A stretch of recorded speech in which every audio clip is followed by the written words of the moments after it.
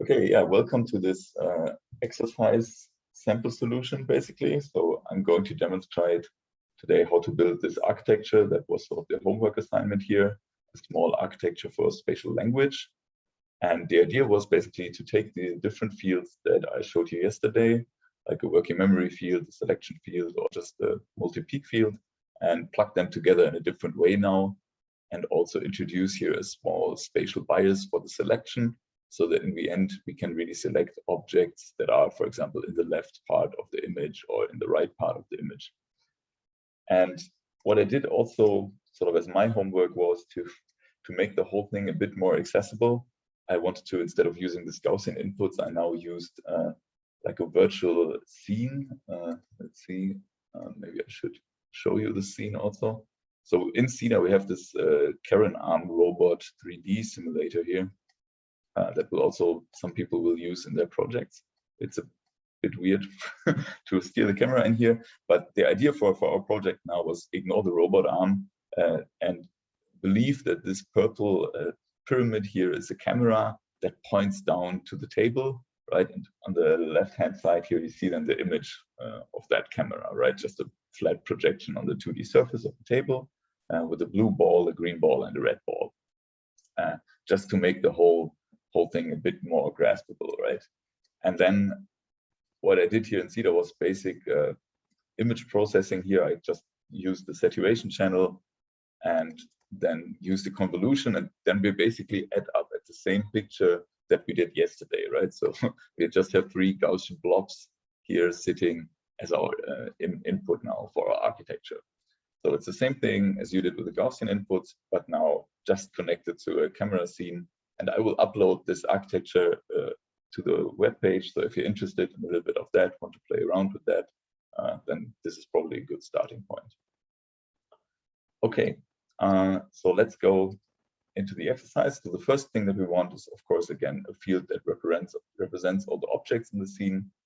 So to do that, we drag in a neural field that is conveniently already in this 2D space, already has these sizes of 50 and 50. And to make everything visible, I immediately open the plot. And we just want this to be sort of the scene, right? So I name it scene here.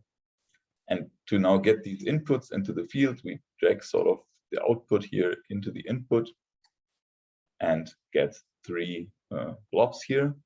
And you notice that these 3 blobs actually are not above the threshold here because I didn't scale the input, right? I already forgot that. So for that, we need to introduce the static gain element here. That's basically the multiplication weight. And then we can move this around first to the, oh, that didn't work, first to the static gain, and then into the field. And now we can ramp up this. I think yesterday we had something like 8, for example. And then we get 3 distinct different peaks here in the scene, each one representing one of these different balls here, right? We already ignore the color information here. It's just about spatial position in the scene. And that was all fine and dandy. That was the same thing as yesterday. And the new thing now that we want to introduce is a field that does this kind of spatial selection, right? So let me call this spatial selection. And the idea is here that we only want to form 1 peak, so it needs a selective kernel. And the other thing is we want to only form peaks at a certain region. So the idea for these kind of overlap matches is always that 1 input is not enough to form a peak, but only 2 inputs in combination are enough, right? So we could, for example, forward this. Let me first plot this here. So this is spatial selection. So the idea is now that we forward these peaks here to the spatial selection with a certain weight. So that's why I introduced another static gain here. And we want this weight to not be enough to form a peak, right? So the resting level is -5 of the spatial selection field. So if we use a gain of 4, that is less than 5. So the maximum activation here is, as you can see, at -1. Now we can introduce sort of our bias that should then push all the objects that sort of match this bias, push over the detection threshold. So For this bias, we again use a simple Gaussian input here. So let's call this left bias, for example, and also plot this so that you see what's going on. And the idea here is that we just move this Gaussian to the left, right? Not to the bottom, to the left, and then change its sigmas to sort of let it match the whole left area here, right? Let's make it nice and large so that the area that is almost covers the entire field, right? And this is an amplitude of 1, but we want to have this and this in combination establish a peak here in the spatial selection field. So let's raise the amplitude of this to 2, because 2 plus 4 is 6. 6 is greater than 5, right? Let's keep this very simple. If I now input this into the spatial selection field, we can immediately see that this pattern here overlaps with the left 2 objects here, and also there the activation is above 0. Yeah, it's above 0. It's 0.6 or something. So we get 2 peaks here because they are both on the left part of the image. That's almost the solution, but we said also we want to have a selection here. We only want to select one of the 2 elements here. So we need again global inhibition and some local excitation to counteract that, right? So let's start here maybe by raising the global inhibition by a factor of 10 from 0.01 to 0.1. And then you see something, maybe you notice this at home as well. You have this kind of noisy activation here. And that is because there is a lot of global inhibition.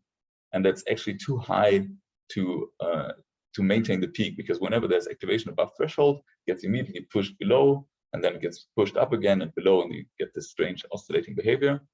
And the way you can counteract this is by just increasing the self-excitation, so that something that is upwards pulls itself up and also inhibits everything around it, right?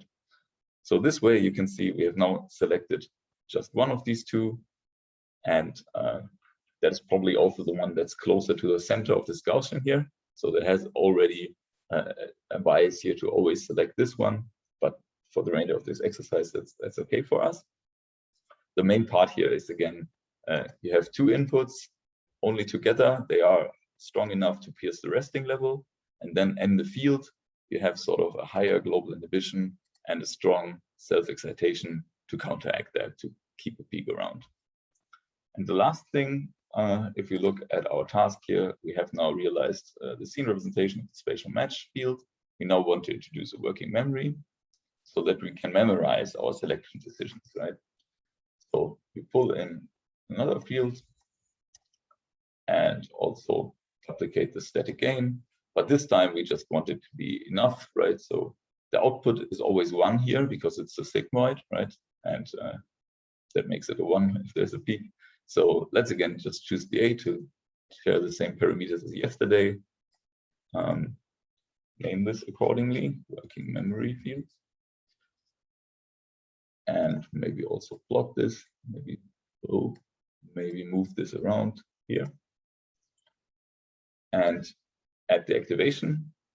And the goal is sort of that now if we have no selection anymore, that we want to keep our decision around in the working memory field.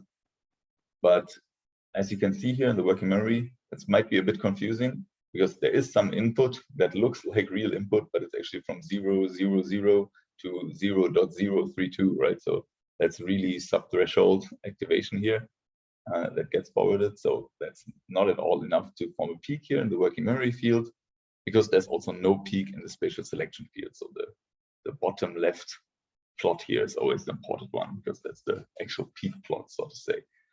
Okay, so what we want to realize is we want to select something here. So there was selection here, and then keep the peak around even if the selection is gone.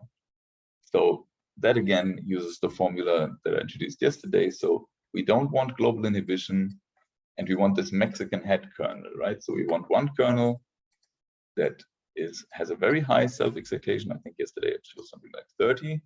That is of course way too big. As you can see here, the peak immediately covers the whole field. So we want to also add local inhibition. So we add a second kernel, choose here a negative amplitude, a little bit lower, and sort of twice the sigma to get this Mexican head kind of shape. And you can see this here in the plot as well. Here you have, I don't know if you're on the screen, there's a sort of a small, like a very small but very dark border around this peak here, sort of like a donut of inhibition, right? So that is sort of the effect of this Mexican head kernel. So this is why the field here, the peak is not exploding anymore. And so now if I remove the selection here, the peak will actually get like fall apart in the spatial selection field, but still stay around in the working memory field. So I just remove this connection here, and the peak stays around here, but is removed in the spatial selection field. And now to give the whole thing a bit more meaning, let's maybe select a different thing now on the right side, for example. So we could introduce a second bias. I just duplicate this Gaussian. Again, that's Control D. And then I call this right bias and also plot this. And of course, I want this now not on the left side, but on the right. So just move this over. And if I now connect this to the spatial selection field, only the object on the right is selected, right? And that is then forms a peak here and also forms a peak in the working memory field. And now you can probably see the effect here of the working memory. We have only one input here in the bottom right, but we have two peaks, one in the top left and the other in the bottom right. If I now remove this selection again, both of these selected objects stay around.